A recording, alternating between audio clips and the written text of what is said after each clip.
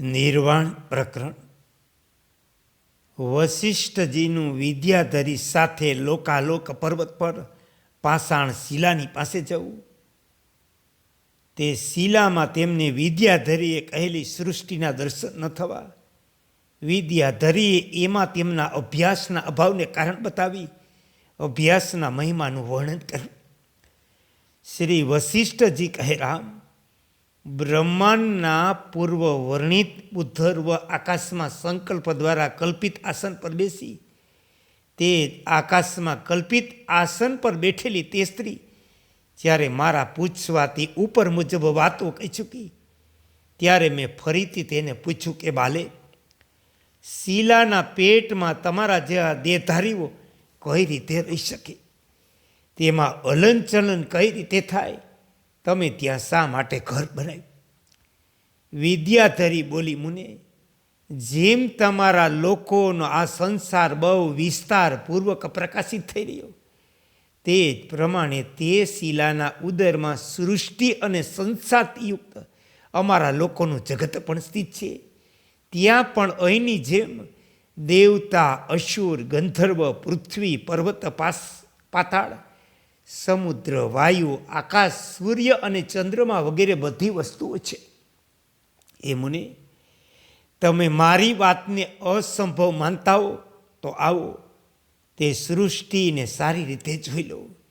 મારી સાથે આવવાની કૃપા કરો, કેમ કે મોટા માણસોને આશ્ચર્યયુક્ત વસ્તુઓ જોવાનું ઘણું કુતૂહલ થાય. એ રઘુનંદન, ત્યારે મેં આ બહુ સારું કહી તેની વાત માની. આકાશ રૂપ થઈ શૂન્ય રૂપ ધારીણી તે સ્ત્રીની સાથે શૂન્ય આકાશમાં તે પ્રમાણે ઉડવાનો આરંભ કર્યો. જેમ આંધી કે બવંડરની સાથે ફૂલોની સુગંધ ઉડે, ત્યાર પછી દૂર સુધીનો રસ્તો કાપી આકાશની શૂન્યતાને ઓળંગી હું તે નારીની સાથે આકાશ પરથી ભૂત સમુદાયની પાસે જઈ પહોંચ્યો. ચિરકાળ પછી આકાશમાં પ્રાણીઓના સંચાર માર્ગને પાર કરી હું લોકાલોક પર્વતના શિખર ઉપર આકાશ ભાગમાં પહોંચી ગયો. તે શિખરના પૂર્વોત્તર ભાગમાં સ્થિત ચંદ્રમા જેવા ઉજ્જવળ વાદળના પૃષ્ઠભાગની નીચે ઉતરી તે સ્ત્રી મને તે ઊંચી શિલાની પાસે લઈ ગઈ, જે તપાવેલા સોના જેવી દેખાતી હતી. મેં તે શુભ શિલાને સારી રીતે જોવાનો આરંભ કર્યો ત્યારે તેમાં મને તે જગત ન દેખાયું. સુવર્ણમય શિલા અગ્નિ લોકના ઊંચા કિનારાની જેમ નજરે પડી. ત્યારે મેં તે તેજસ્વી નારીને પૂછ્યું, તમારી તે સૃષ્ટિ ભૂમિ ક્યાં છે? તે લોકના રુદ્ર, સૂર્ય, અગ્નિ, તારા વગેરે ક્યાં છે? ભૂર્ભુવઃ વગેરે 7 ભિન્ન ભિન્ન લોક ક્યાં છે? સમુદ્ર, આકાશ, દિશાઓ ક્યાં છે? પ્રાણીઓના જન્મ અને નાશ ક્યાં થઈ રહ્યા? મહાન મેઘોની ઘટાઓ ક્યાં ઘેરાયેલી? તારાઓથી ઝગમગતું આકાશ અહીં ક્યાં દેખાય? પેલા પર્વત શિખરોની હારમાળાઓ ક્યાં? ક્યાં મહાસાગરોની હારમાળાઓ? ક્યાં છે મંડળાકાર સાથે દીપ અને ક્યાં છે તપાવેલા સોના જેવી તે ભૂમિ? કાર્ય અને કારણની કલ્પનાઓ ક્યાં છે? પ્રાણીઓ અને તેમના ભવનનો ભ્રમ ક્યાં થઈ રહ્યો? ક્યાં છે વિદ્યાધર અને ગંધર્વો? ક્યાં છે મનુષ્ય, દેવતા, દાનવો? ક્યાં છે ઋષિ, રાજા અને મુનિ? નીતિ અનીતિની રીત રસ્મો ક્યાં ચાલે? હેમંત ઋતુની 5 પ્રહરવાળી રાત્રિઓ અહીં ક્યાં થઈ રહી? સ્વર્ગ નરકના ભ્રમ ક્યાં? પુણ્ય પાપની ગણના ક્યાં થઈ રહી?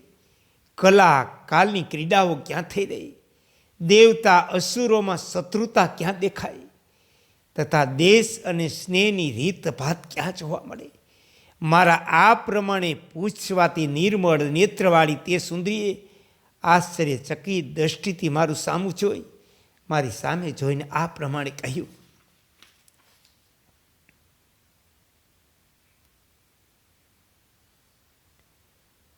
વિદ્યાધરી બોલી, એ સર્વ સ્વરૂપ બ્રહ્મ છે.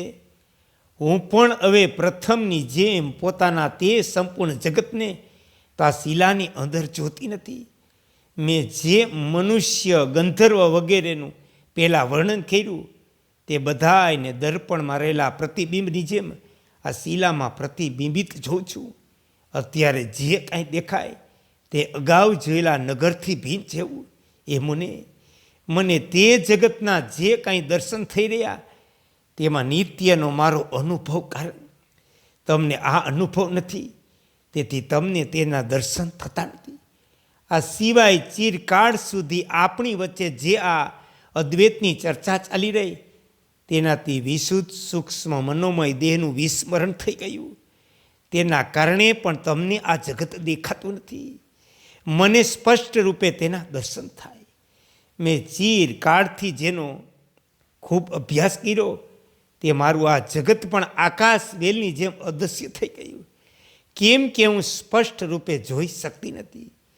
જે સંસાર પેલા મારા માટે સ્પષ્ટ રૂપે પ્રગટ હતો તેને અત્યારે હું પ્રતિબિંબિત રૂપે દર્પણમાં જોઈ રહી છું.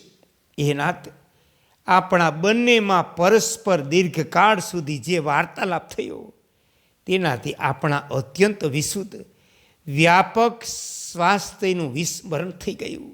એ પ્રભુ, જે અભ્યાસજનિત સંસ્કાર શુદ્ધ ચેતન આકાશના રસથી જાગૃત થઈ પ્રકાશિત થાય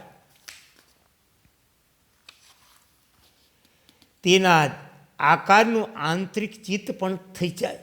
આંતરિક ચિત્ત પણ થઈ જાય. બાળપણથી લઈને આજ સુધી તે જ વસ્તુ જોવામાં આવે. એ ભગવાન, આ જે તમારી સાથે સંબંધ થયો એણે પોતાના જગતના નિરંતર અભ્યાસના કારણે પૂર્વ જગતના ભ્રમથી યુક્ત થયેલી મને ખરેખર વશમાં કરી લીધી. તેથી તે સંસાર લુપ્ત જેવો થઈ ગયો. ભૂત વર્તમાન કાળ બંને ભ્રમોમાંથી વર્તમાનનો ભ્રમ જ બળવાન હોવાના કારણે વિજયી થયો. હે કૃષ્ણ, હે કૃષ્ણ, હે કૃષ્ણ.